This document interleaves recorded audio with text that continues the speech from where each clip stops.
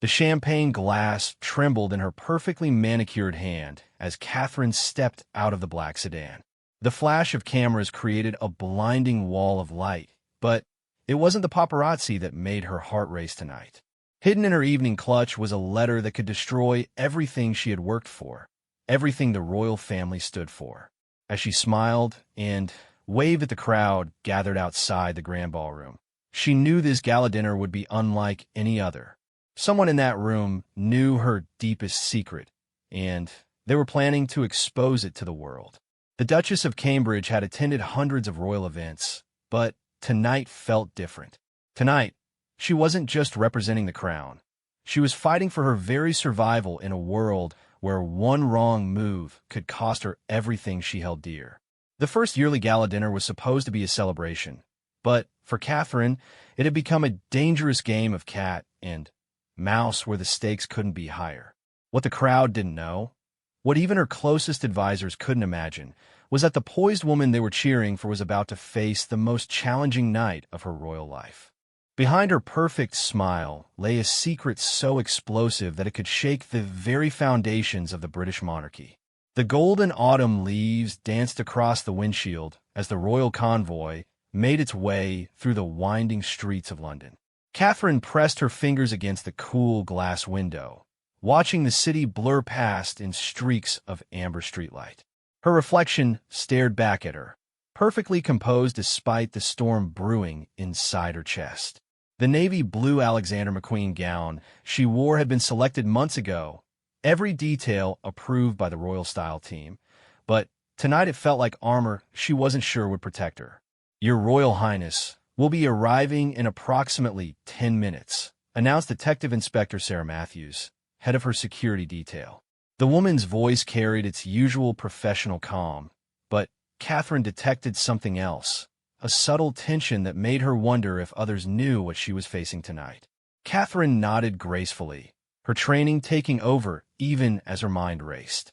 The first yearly gala dinner had been her initiative, a charitable event designed to raise funds for children's mental health services across the United Kingdom. She had spent months planning every detail, from the menu to the guest list, determined to make it a resounding success. The irony wasn't lost on her that an event meant to help others might become the stage for her own downfall. The letter in her clutch seemed to burn against her side. She had found it slipped under her private office door that morning, her name written in elegant script across cream-colored paper. The contents had made her blood run cold. Someone knew about Edinburgh. Someone knew about that night 5 years ago when she had made a choice that could destroy everything she had built. The convoy slowed as they approached the Dorchester Hotel, where London's elite had gathered for what promised to be the social event of the season. Through the tinted windows, Catherine could see the red carpet stretching from the curb to the hotel's grand entrance, flanked by photographers and reporters from around the world. The usual suspects were there: royal correspondents she recognized, society photographers who had captured her image thousands of times, and the ever-present crowd of royal watchers who gathered whenever she made a public appearance. "The guest list is quite impressive tonight," commented Lady Margaret Thornfield, her private secretary, reviewing the final details on her tablet.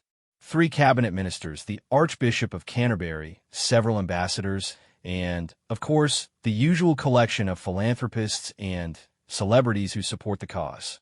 Catherine's stomach tightened. Any one of those guests could be the person who had sent the letter. The anonymous author had been careful, revealing just enough knowledge to prove they knew her secret while keeping their own identity hidden. They had requested a private meeting during the dinner, threatening to go public with their information if she refused.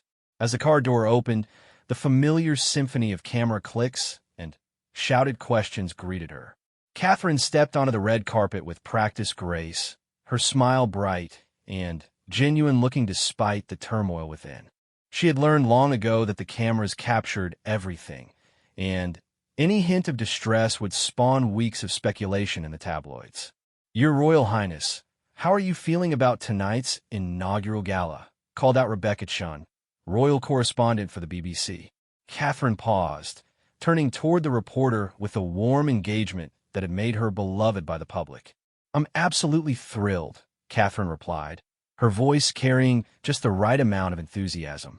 Tonight represents the beginning of what I hope will become an annual tradition of supporting mental health initiatives for children across the UK. The funds raised tonight will go directly to programs that provide counseling and support services in schools throughout the country.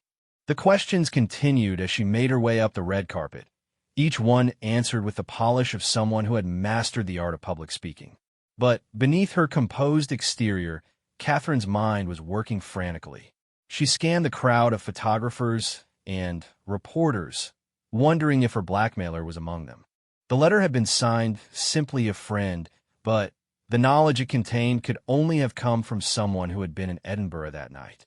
Inside the Dorchester's opulent ballroom, 500 guests had gathered around tables adorned with white roses and flickering candles.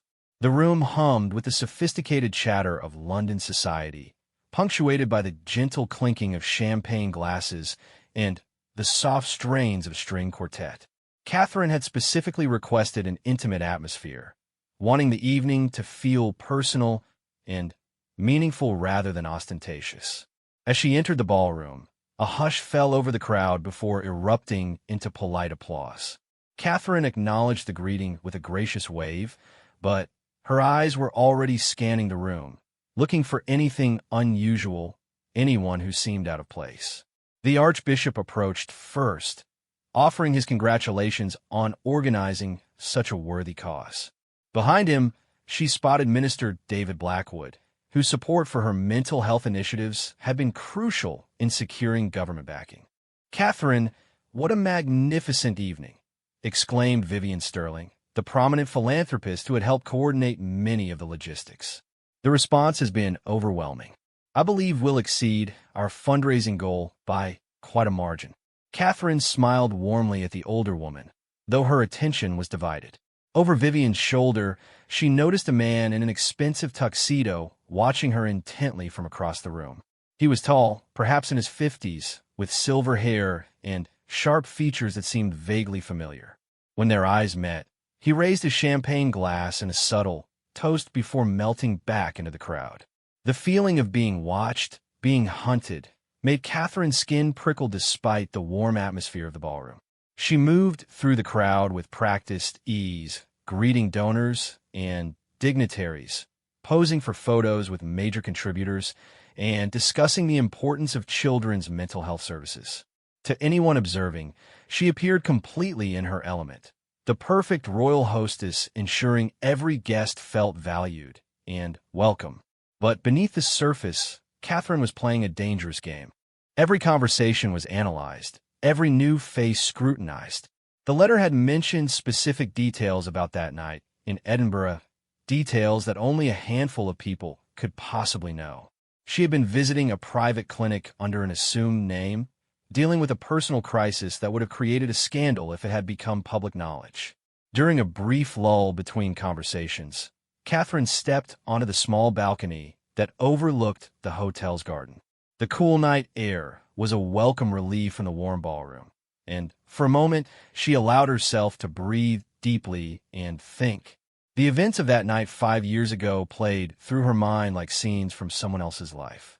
She had been struggling with anxiety and depression following a miscarriage that the public never knew about. The pressure of royal life, the constant scrutiny, and the loss of her pregnancy had pushed her to a breaking point. William had been deployed overseas, and she had felt completely alone. The private clinic in Edinburgh had offered her a sanctuary where she could receive treatment without the knowledge of the royal household or the press. "Beautiful evening, isn't it?" The voice behind her made Catherine spin around, her heart jumping into her throat. The man with silver hair from the ballroom stood in the doorway, his expression unreadable in the dim light from the garden below. "I'm sorry, I don't believe we've been introduced," Catherine said, falling back on royal protocol while her mind raced to place his face. "Dr. James Morrison," he said, stepping forward with an extended hand. "I was the attending physician at the Edinburgh clinic during your stay there 5 years ago." Catherine's blood turned to ice, but years of training kept her expression neutral. "I'm afraid you must have me confused with someone else, Dr. Morrison. I've never been to any clinic in Edinburgh." His smile was knowing, almost sympathetic. "Your Royal Highness, I understand the need for discretion, but I think we both know that's not entirely accurate. I have a proposition that I believe will be mutually beneficial." The words hung in the air between them like a blade. Catherine realized that her worst fears were being confirmed. This man, this doctor who had once helped her in her darkest hour, was now threatening to expose her most vulnerable moment to the world. "What exactly are you proposing, Dr. Morrison?" she asked, her voice steady despite the panic building inside her chest. Before he could answer, the sound of applause from the ballroom interrupted them. The dinner service was beginning, and Catherine would be expected to deliver her opening remarks soon. The timing seemed deliberate, calculated to maximize her stress and limit her ability to respond. "Perhaps we could continue this conversation after your speech," Dr. Morrison suggested. "I'll be at table 12. Take your time to consider what's at stake here, Your Royal Highness. I think you'll find my terms quite reasonable." He turned and walked back into the ballroom, leaving Catherine alone on the balcony with her thoughts spinning out of control. The man who had once been her lifeline was now her greatest threat. As she gripped the stone railing with both hands, Catherine realized that the evening was far from over, and the real battle was just beginning. The stakes couldn't be higher. Her reputation, her marriage, her position within the royal family, and her ability to continue the charitable work that had become her passion, all of it hung in the balance. As she prepared to return to the ballroom and deliver a speech about mental health awareness, the irony of her situation wasn't lost on her. She straightened her shoulders, checked her appearance in the reflection of the glass doors, and prepared to face whatever Dr. Morrison had planned for her. The Duchess of Cambridge had weathered many storms during her time in the royal family, but tonight would test her strength, her resolve, and her ability to protect the life she had built from the ashes of her darkest moment.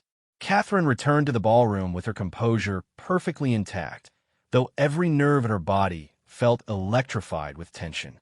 The gentle murmur of conversation and the soft clinking of silverware against fine china created a sophisticated backdrop as 500 of London's most influential people settled into their seats for dinner. She made her way to the head table, acknowledging greetings and compliments with gracious nods and warm smiles that betrayed nothing of the turmoil churning inside her. As she took her place at the head table, Catherine's eyes automatically found table 12.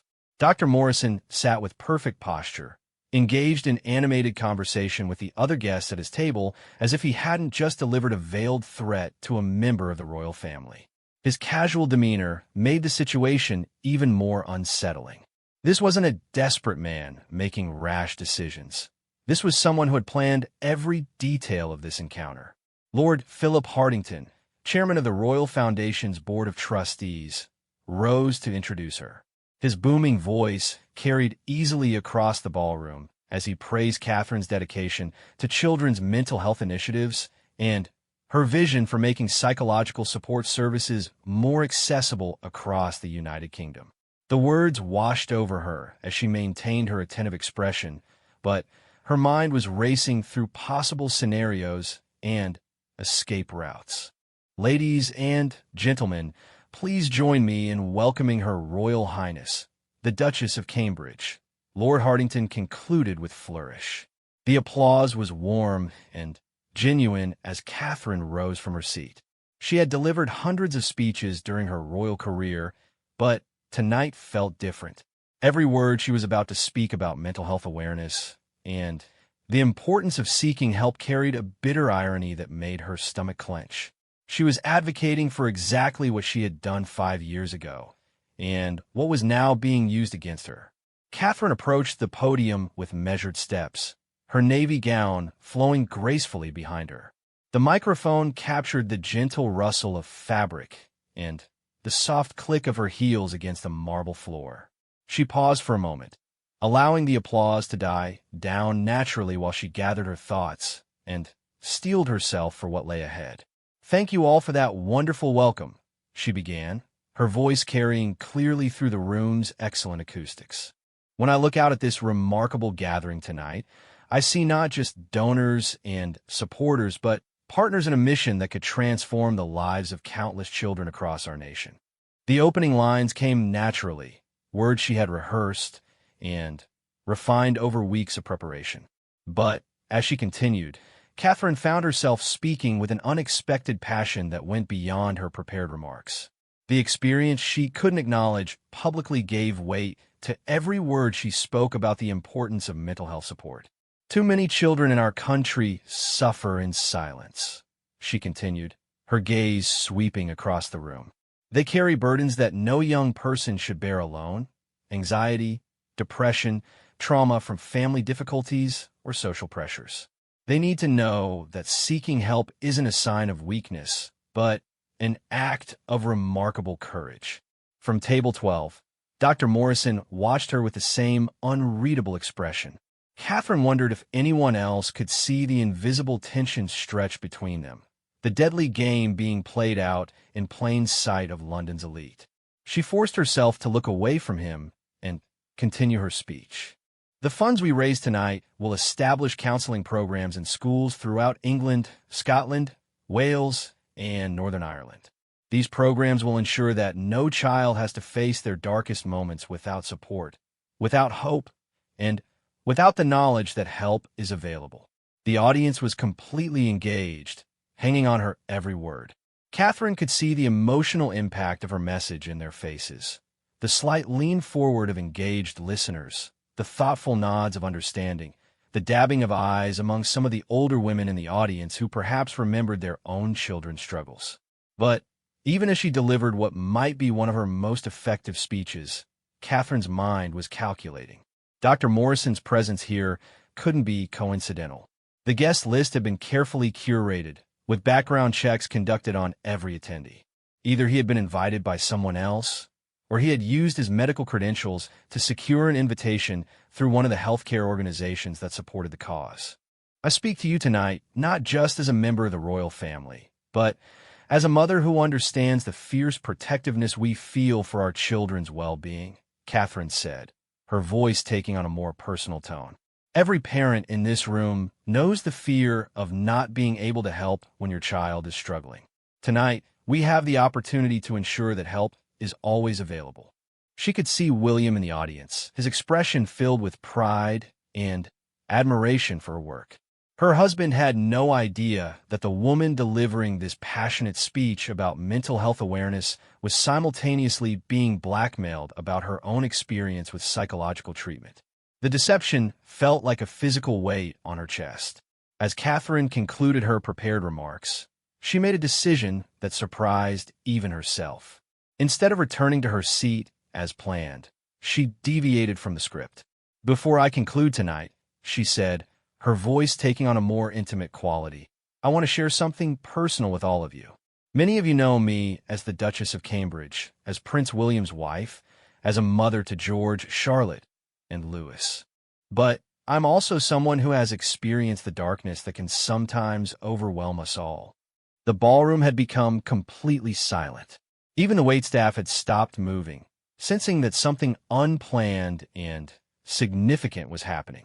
Catherine could feel Dr. Morrison's gaze boring into her, could almost hear his surprise at her unexpected honesty. There have been moments in my life when I felt lost, overwhelmed, and unsure of how to move forward. In those moments, I learned that reaching out for help wasn't a sign of failure. It was the beginning of healing. The stigma around mental health treatment hurts us all, but it particularly damages those who need help the most. She paused, letting her words sink in. This wasn't a full confession, but it was an acknowledgement that would make Dr. Morrison's threats less powerful. If she could control the narrative, frame her past treatment as part of her advocacy rather than a scandal to be hidden, she might be able to neutralize his leverage. The work we do tonight, the programs we fund, the children we help, this isn't just charity work for me. It's personal.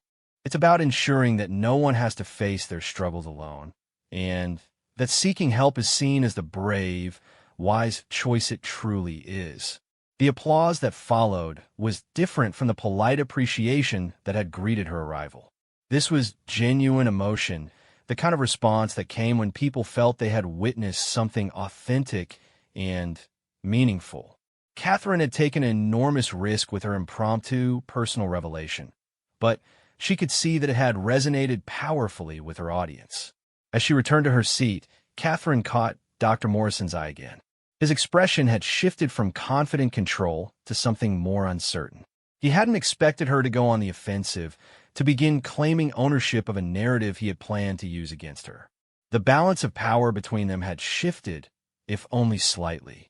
The dinner service resumed with the presentation of the first course, a delicate butternut squash soup garnished with toasted pumpkin seeds and a drizzle of truffle oil. The conversation around the ballroom had taken on a more animated quality, with many guests discussing Catherine's unexpected personal revelation and what it meant for the royal family's approach to mental health advocacy. At the head table, Minister Blackwood leaned toward Catherine with admiration in his eyes. "Your Royal Highness, that was extraordinarily brave. Your willingness to speak personally about these issues will make a tremendous difference in reducing stigma around mental health treatment." Catherine smiled graciously, though she wondered what the minister would think if he knew the full context of her revelation. "Thank you, Minister. I believe that authentic advocacy requires authentic sharing. We can't ask others to be vulnerable if we're not willing to be vulnerable ourselves." Throughout the remainder of the dinner service, Catherine maintained her role as the perfect hostess, while her mind worked through possible scenarios for the conversation that awaited her with Dr. Morrison. She had bought herself some strategic advantage with her speech, but she knew the doctor still held dangerous cards. Between the main course and dessert, Catherine excused herself from the head table, citing the need to personally thank some of the major donors. This gave her the opportunity to move through the ballroom, working her way gradually toward table 12 while maintaining the appearance of casual social circulation. She stopped at several tables along the way, engaging in brief conversations about the evening's success and the importance of the mental health initiative. Each interaction was genuine. These were causes and people she cared deeply about, but they also served as reconnaissance, allowing her to observe Dr. Morrison from different angles and assess his behavior with the other guests at his table. When she finally approached table 12, Dr. Morrison rose from his seat along with the other gentlemen at the table, a show of respect that seemed almost mocking given their earlier conversation. "Dr. Morrison," Catherine said with perfect royal composure, "I understand you work in mental health services. I'm so pleased you could join us tonight." "The honor is entirely mine, Your Royal Highness," he replied smoothly. "Your speech this evening was quite moving. It takes tremendous courage to speak personally about such matters." The double meaning in his words wasn't lost on Catherine, but she maintained her gracious smile. "I find that authenticity is the most powerful tool we have in fighting stigma. When we're honest about our experiences, we create space for others to be honest about theirs." She could see the slight tightening around his eyes, the recognition that she wasn't going to be as easy to manipulate as he had anticipated.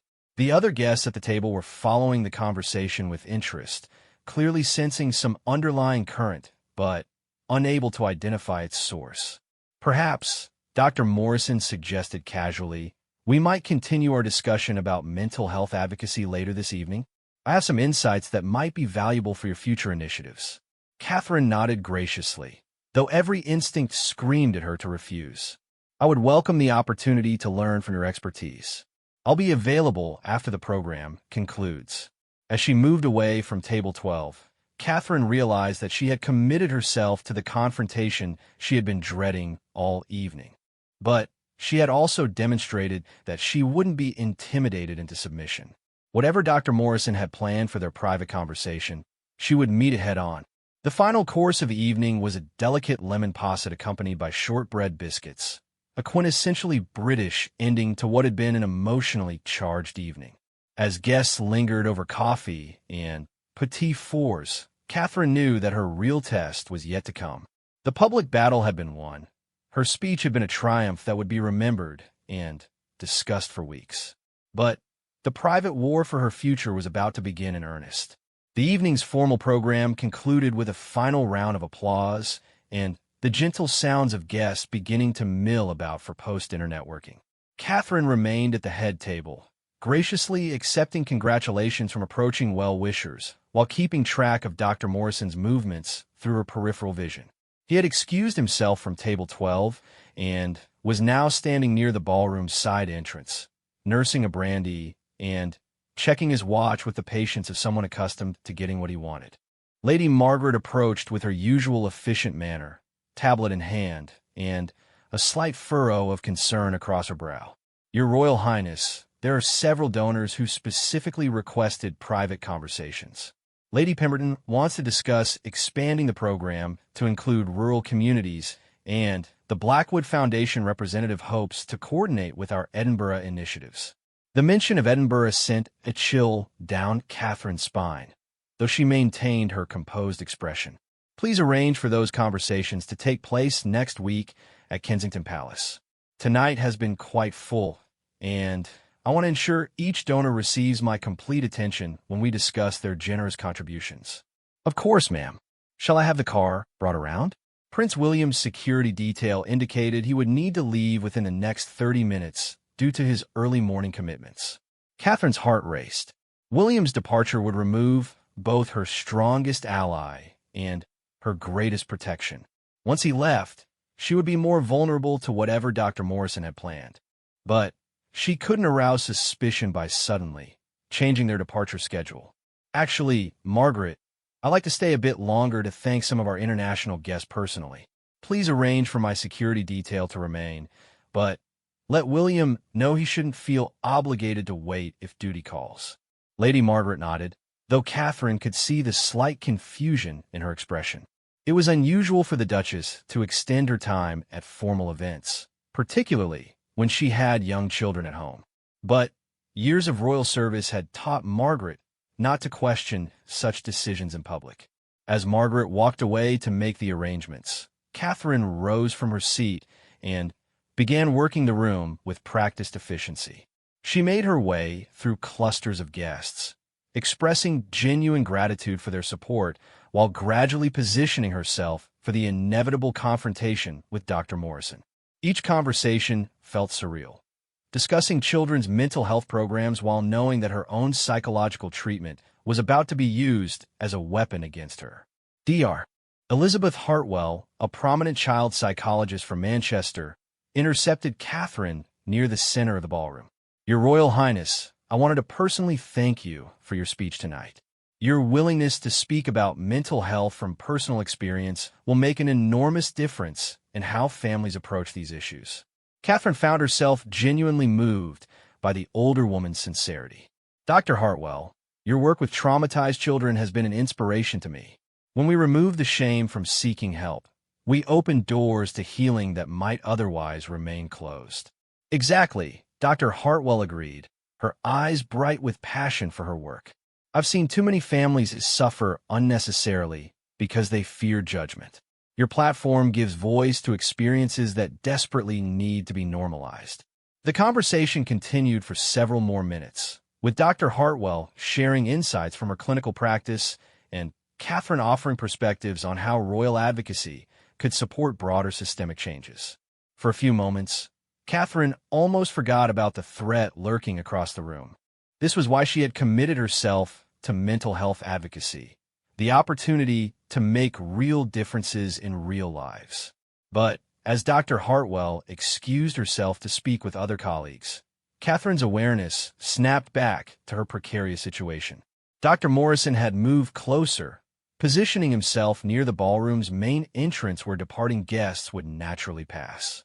His strategy was becoming clear. He wanted to intercept her during the natural flow of evening's end, when private conversations would seem unremarkable. Prince William appeared at her side, his presence both comforting and complicated. "Darling, the evening was absolutely brilliant. Your speech will be talked about for months. I'm particularly proud of how you connected personal experience with policy advocacy." Catherine felt a pang of guilt at his pride. If William knew the full context of her personal experience, would he still be as supportive? Their marriage had survived many challenges, but this level of deception felt different, more dangerous. "Thank you, William. The response has been overwhelming. I think we'll exceed our fundraising goals by quite a margin. I hate to leave early, but tomorrow's schedule is particularly demanding. Will you be much longer? Catherine forced her expression to remain casual while her mind raced. Just another 20 minutes or so. There are a few key donors I promised to speak with personally. Margaret has arranged for security to remain. William kissed her cheek gently, a gesture that felt both natural and painful given the circumstances. Don't be too late. The children will want to hear all about Mummy's big night at breakfast. As her husband made his rounds, saying farewell to key guests, Catherine felt the weight of isolation settling over her. In a few minutes, she would be facing Dr. Morrison without the protection of William's presence.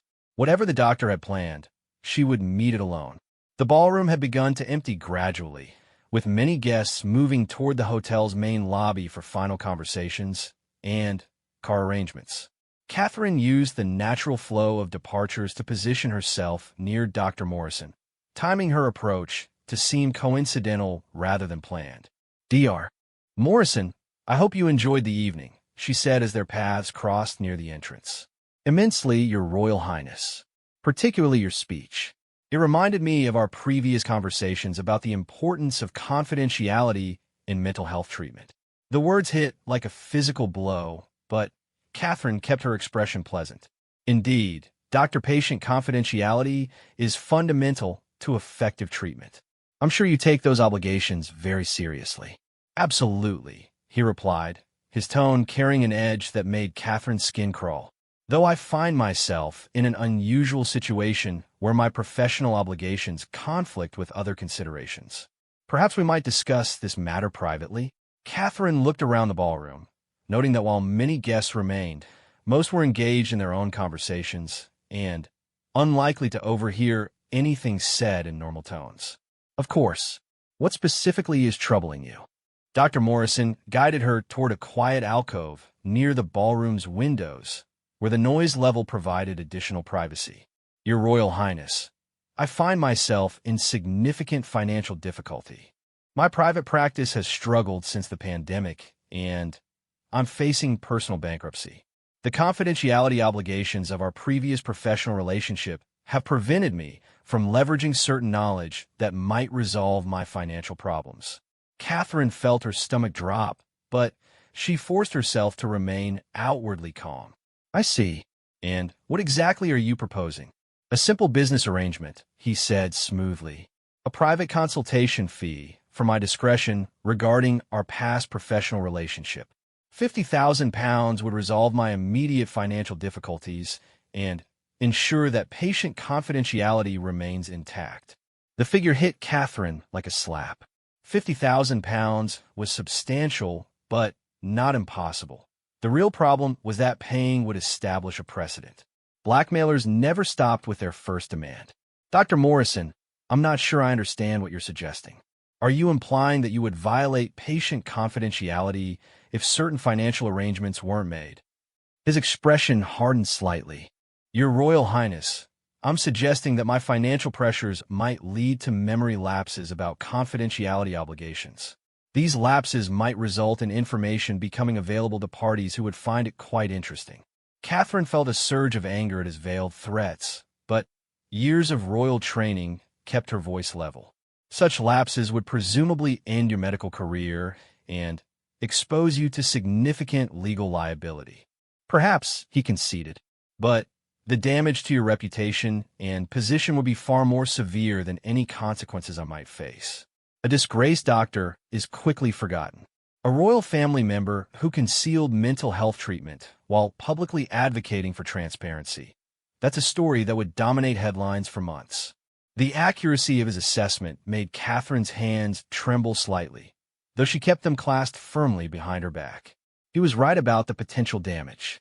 Even though seeking mental health treatment should be seen as responsible self-care, the royal family's relationship with the press made any perceived deception potentially explosive. You seem to have given this considerable thought, Catherine observed, buying time while her mind worked through options. Financial desperation tends to focus the mind wonderfully, Dr. Morrison replied. I've had months to consider my situation and various potential solutions. This arrangement seems mutually beneficial. I resolve my financial crisis, and you maintain your privacy." Catherine looked out through the ballroom windows at the London skyline, gathering her courage for what she was about to say. "Dr. Morrison, I'm going to make you a counter-proposal." His eyebrows rose slightly, clearly not expecting resistance to his carefully planned scheme. "Nothing," Catherine continued, turning back to face him directly. "I'm going to give you exactly nothing, and I'm going to explain why that's the best option for both of us." Now, Dr. Morrison looked genuinely surprised, his confident demeanor wavering for the first time. "First," Catherine continued, her voice taking on the authority that years of royal duty had taught her to project, "your assumption about my vulnerability is flawed. My speech tonight began the process of controlling this narrative. I spoke personally about mental health struggles precisely because I believe transparency serves everyone better than secrets." She paused, watching his expression shift from confidence to uncertainty. "Second, you've underestimated the legal protections available to me. Extortion is a serious crime, Dr. Morrison. Our entire conversation tonight has been observed by my security detail, who are trained to notice threats against members of the royal family." This was a bluff. Detective Inspector Matthews and her team were positioned to handle physical threats, not overhear private conversations. But Catherine delivered it with complete conviction. "Third, you've overestimated the public appetite for this particular scandal. In an era where mental health awareness is widely supported, the story you're threatening to tell might actually enhance rather than damage my reputation." Dr. Morrison's face had gone pale, his earlier confidence evaporating as Catherine continued her counterattack. "Finally," she said, stepping closer to ensure he could see the steel in her eyes, "you made the mistake of threatening someone who has spent over a decade learning to navigate the intersection of public life and private vulnerability. I'm not the frightened young woman who walked into your clinic 5 years ago. I'm someone who has learned to transform personal struggles into public service." The silence stretched between them, the background noise of departing guests creating a surreal soundtrack to their confrontation. Catherine could see Dr. Morrison reassessing his position, realizing that his carefully planned scheme was crumbling. "Your Royal Highness," he said finally, his voice lacking its earlier confidence, "I think there may have been a misunderstanding. I was simply hoping to discuss potential collaboration on mental health initiatives." Catherine smiled coldly. "I'm sure that's exactly what you'll remember about this conversation, Dr. Morrison. And I'm equally sure that your memory will remain perfectly clear about the confidentiality obligations you've sworn to uphold." She turned to walk away, then paused and looked back at him one final time. "Oh, and Dr. Morrison, if you're genuinely facing financial difficulties, there are legitimate channels for seeking assistance. I'd recommend exploring those options rather than making the kind of career-ending mistakes that desperate people sometimes make." As Catherine walked away from the confrontation, she felt a mixture of triumph and exhaustion. She had faced down her blackmailer, but she knew the victory might be temporary. Dr. Morrison struck her as the type of man who might retreat and regroup rather than abandon his scheme entirely. The evening was far from over, and Catherine sensed that her troubles were just beginning. Catherine moved through the remaining guests with renewed confidence, though she kept Dr. Morrison in her peripheral vision as he made his way toward the ballroom exit. Her confrontation with him had been successful, but she couldn't shake the feeling that something wasn't quite right. His retreat had been too easy, too immediate. Men who planned elaborate blackmail schemes didn't usually abandon them after a single conversation, no matter how forceful. As she paused to speak with Lord and Lady Pemberton about their generous donation, Catherine noticed Detective Inspector Matthews approaching with subtle urgency. The security chief's expression remained professionally neutral, but Catherine had worked with her long enough to recognize the signs of serious concern. "Your Royal Highness," D.I. Matthews said quietly, "might I have a word when you're available?" Catherine concluded her conversation with the Pembertons and followed her security chief to a corner of the ballroom where they could speak without being overheard. "What is it, Sarah?" Catherine asked, using the detective inspector's first name as she often did when they were speaking privately.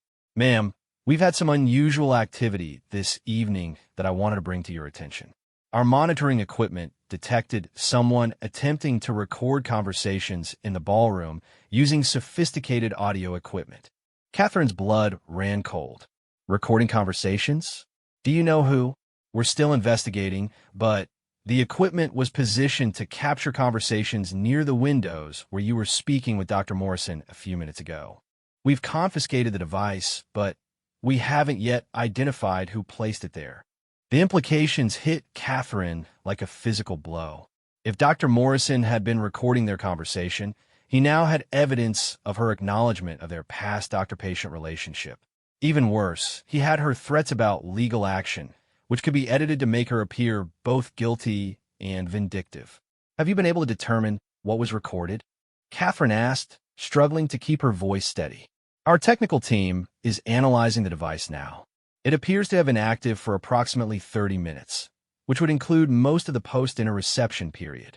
Catherine's mind raced through the conversations she had had during that time frame. Beyond her confrontation with Dr. Morrison, she had spoken with dozens of guests about the mental health initiative, her personal experiences, and her future plans for the program. Any of those conversations could be taken out of context if someone had malicious intent. "Sarah, I need you to understand that this is more than just a security breach. There may be someone here tonight who poses a direct threat to my reputation and position." DeMatteis' expression sharpened. "Are you saying someone has made specific threats against you, ma'am?" Before Catherine could respond, Lady Margaret appeared at her side with obvious distress written across her usually composed features. "Your Royal Highness, I'm terribly sorry to interrupt, but there's been a development that requires your immediate attention." Catherine looked between her security chief and her private secretary, sensing that whatever was happening was about to escalate beyond her ability to control privately. "What kind of development, Margaret?" "Ma'am, I've just received a call from the Palace Press Office. Someone has contacted 3 major newspapers claiming to have evidence of undisclosed medical treatment that you received several years ago. The caller is demanding payment in exchange for not releasing what they describe as explosive revelations about royal deception regarding mental health." The bottom fell out of Catherine's world. Dr. Morrison hadn't just been planning to blackmail her privately. He had already contacted the press as insurance against her refusing his demands. Her forceful rejection of his scheme had probably triggered the implementation of his backup plan. "Have any of the newspapers agreed to publish anything?" Catherine asked, though she dreaded the answer. "Not yet, ma'am. The Palace Press Office has indicated that we categorically deny any improper conduct and that we view the attempted extortion as a criminal matter. However, the newspapers are now asking direct questions about your medical history and requesting comment on specific claims." Catherine closed her eyes for a moment, feeling the weight of years of careful reputation management crashing down around her. Everything she had worked for, every cause she had championed, every relationship she had built with the British public, all of it was now at risk because of a choice she had made during the darkest period of her life. "What specific claims are they asking about?" she asked, though she suspected she already knew. Lady Margaret consulted her tablet, clearly uncomfortable with having to relay such personal information. "They're asking about a stay at a private psychiatric facility in Edinburgh 5 years ago, treatment for depression and anxiety following an undisclosed pregnancy loss, and whether you used an assumed name to avoid detection by the royal household and the press." The accuracy of the information confirmed Catherine's worst fears. Dr. Morrison hadn't just kept copies of her medical records. He had compiled a comprehensive dossier about her treatment that would be impossible to deny or explain away.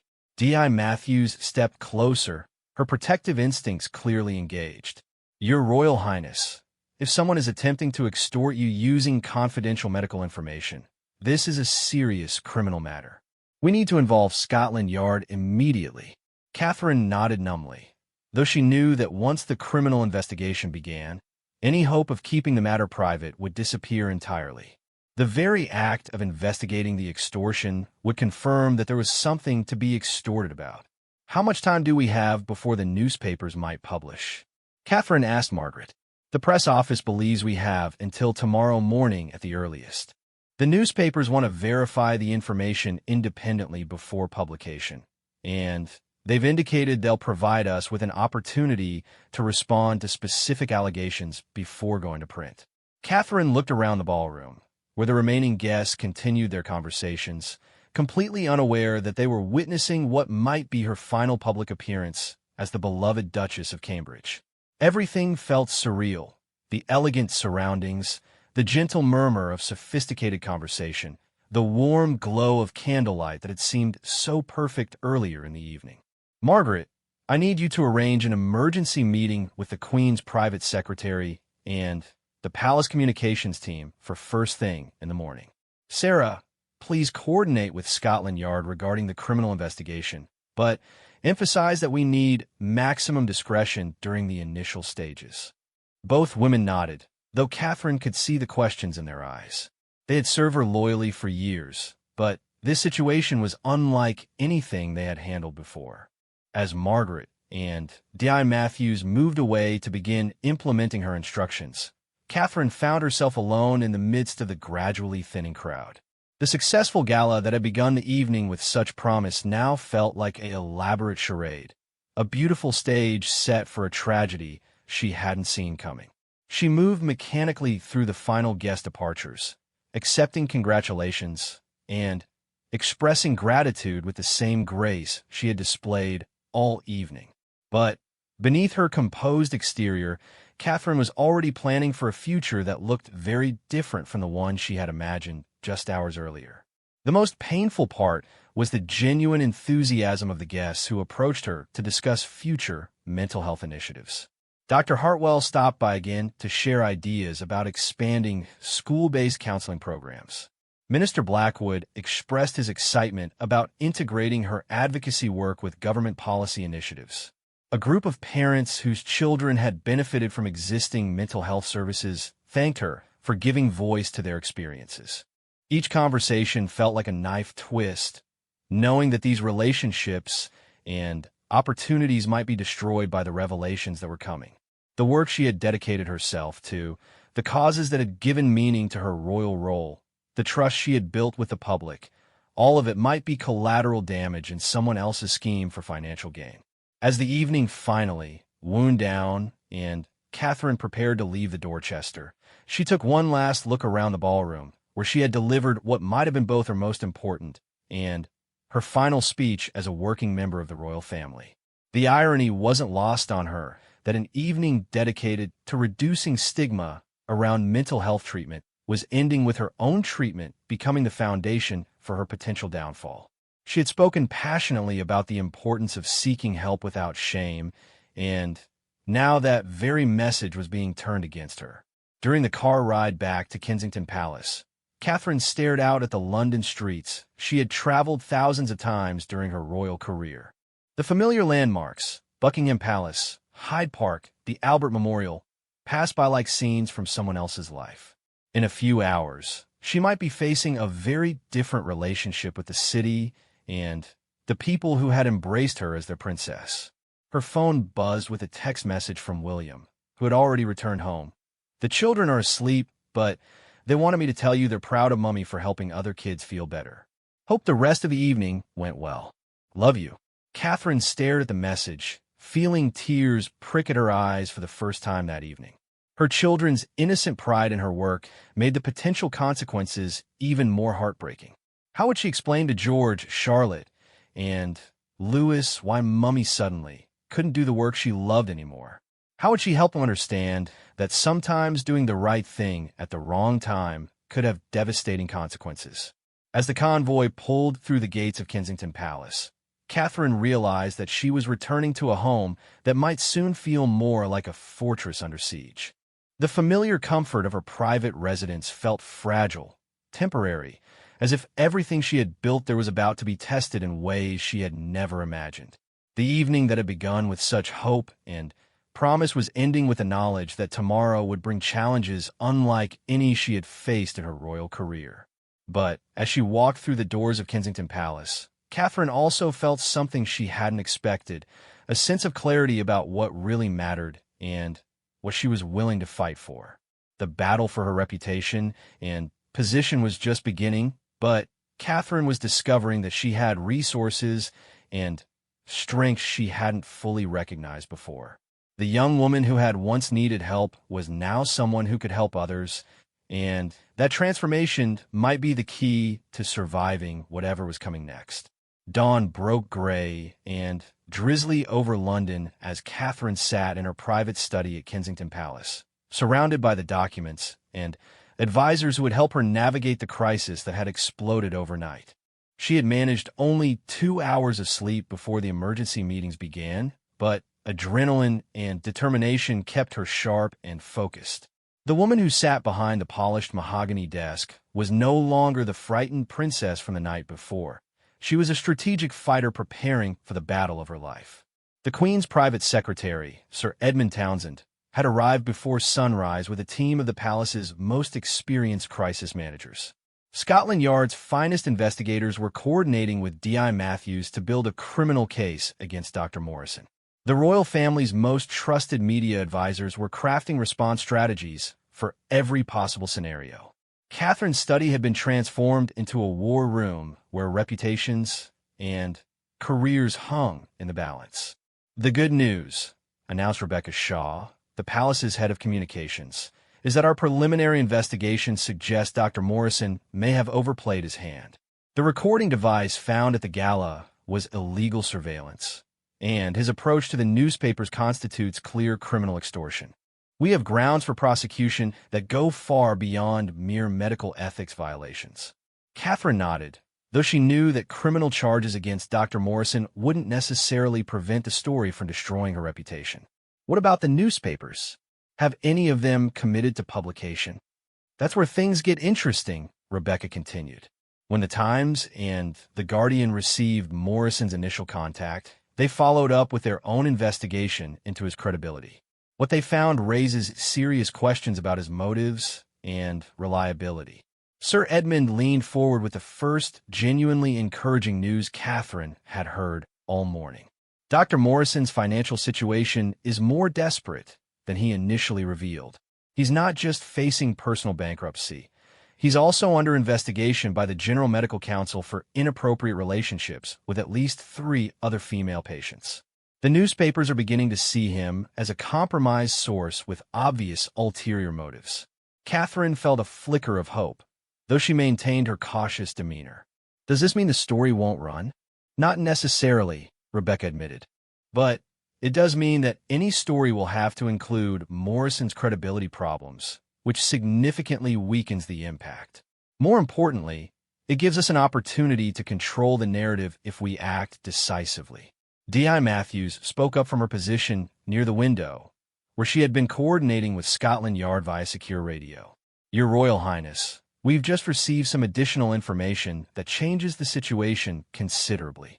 Dr. Morrison wasn't working alone. Every person in the room turned toward the security chief with renewed attention.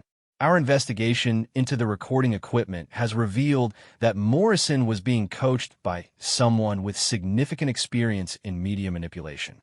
The sophistication of his approach, the timing, the multiple newspaper contacts, the recording device, these aren't the actions of a desperate doctor acting impulsively." Catherine felt her stomach clench. Who was helping him? "We're still investigating, but preliminary evidence suggests involvement by Richard Hartley, the private investigator who specializes in royal scandals. Hartley has a history of paying sources for information about the royal family and then selling stories to the highest bidder." The name hit Catherine like a physical blow. Richard Hartley was notorious in royal circles, a former journalist who had built a lucrative career exposing private information about the Windsor family. If he was involved, the threat was far more serious than a single desperate doctor.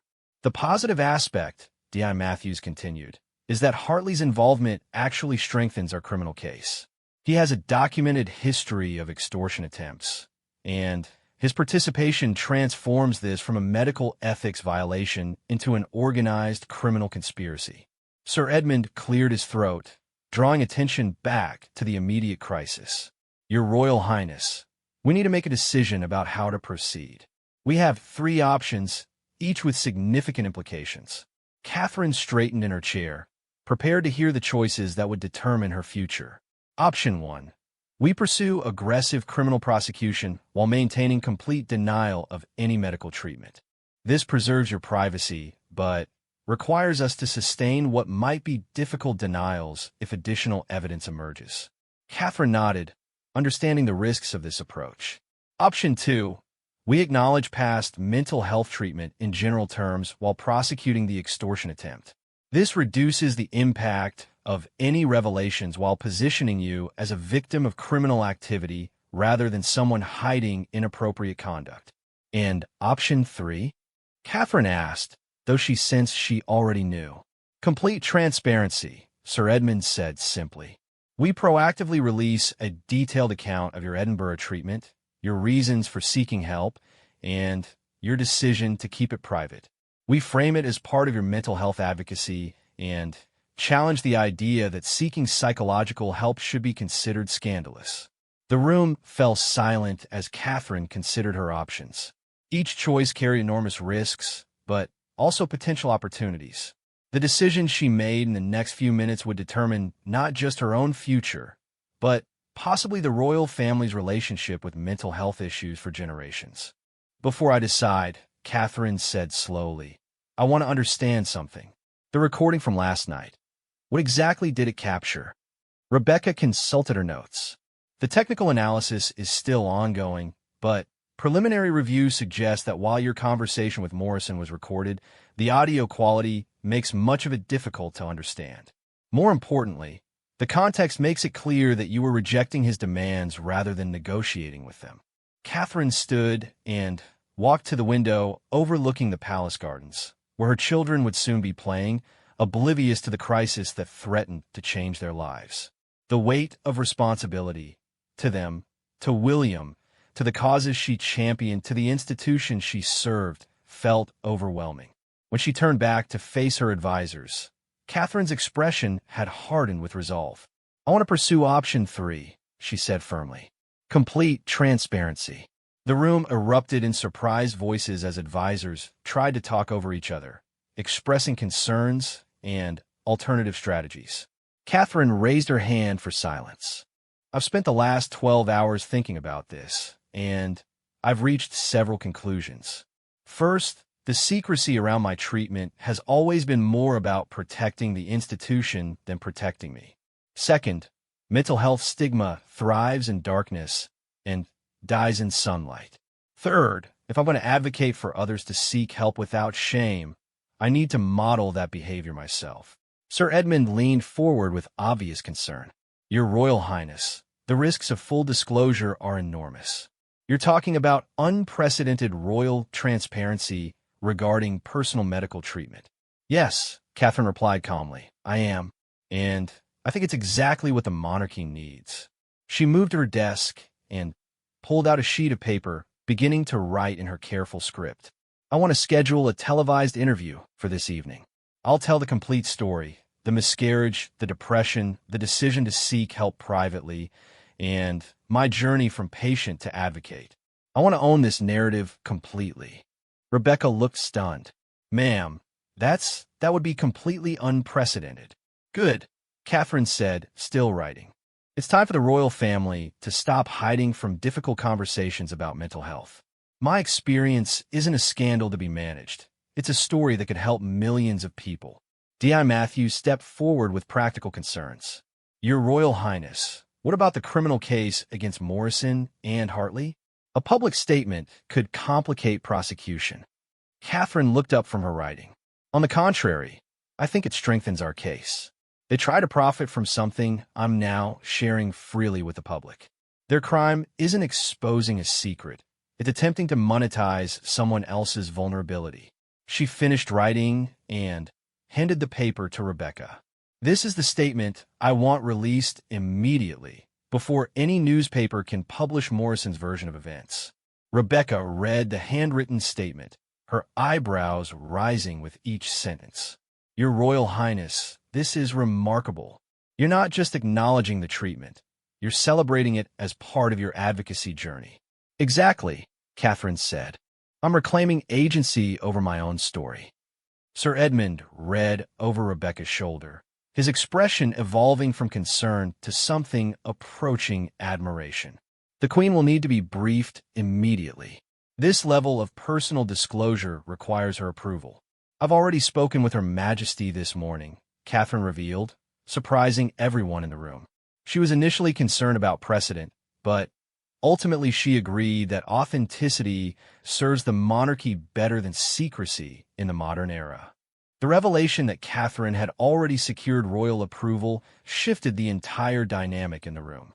Her advisors realized they weren't being asked to approve a risky strategy. They were being informed of a decision that had already been made at the highest levels. Over the next several hours, Kensington Palace transformed into a media production center. Camera crews were arranged for the evening interview. Press statements were refined and coordinated with international royal correspondents. Legal teams prepared the criminal complaints against Morrison and Hartley. Social media strategies were developed to support the narrative Catherine was choosing to tell. By afternoon, the story was breaking on Catherine's terms rather than her blackmailers. Major news outlets were reporting on the extortion attempt while contextualizing Catherine's past treatment as part of her mental health advocacy. The narrative that Morrison and Hartley had tried to sell a scandal was being reframed as inspiration. The televised interview took place in the same study where Catherine had planned her response that morning. Sitting across from the BBC's most trusted royal correspondent, she spoke with unprecedented honesty about her struggles following the miscarriage, her decision to seek professional help, and her transformation from patient to advocate. I chose to seek treatment privately not because I was ashamed, but because I needed space to heal without the pressure of public scrutiny, Catherine explained, her voice steady and clear. Looking back, I realized that my secrecy might have inadvertently contributed to the very stigma I now work to eliminate. The interviewer asked about the extortion attempt, giving Catherine an opportunity to address it directly. When someone tries to profit from another person's moment of vulnerability, it says everything about their character and nothing about the person they're targeting. Mental health treatment should be celebrated as self-care, not weaponized as scandal. As the interview concluded, Catherine felt a sense of liberation she hadn't experienced in years. The secret that had haunted her for so long was now public knowledge, shared on her own terms and in service of the causes she championed. The public response was immediate and overwhelmingly positive. Social media filled with stories from people who had been inspired by Catherine's honesty to seek help for their own mental health struggles. Mental health organizations reported significant increases in calls to their helplines. The gala that had begun as a fundraiser for children's mental health services became the catalyst for a national conversation about psychological wellness and royal authenticity. 3 months later, Dr. Morrison and Richard Hartley were sentenced to significant prison terms for extortion and conspiracy. The case became a landmark precedent for protecting public figures from criminal exploitation of private medical information. Catherine's transparency didn't diminish her role within the royal family. It enhanced it. Her willingness to share her personal struggles made her advocacy work more powerful and her connection with the public deeper. The Duchess, who had once feared exposure for seeking help, became the royal who changed how an entire nation talked about mental health. The first yearly gala dinner had indeed been a night that changed everything, just not in the way anyone had expected. Instead of ending Catherine's advocacy career, it became the foundation for her most important and lasting contribution to public service.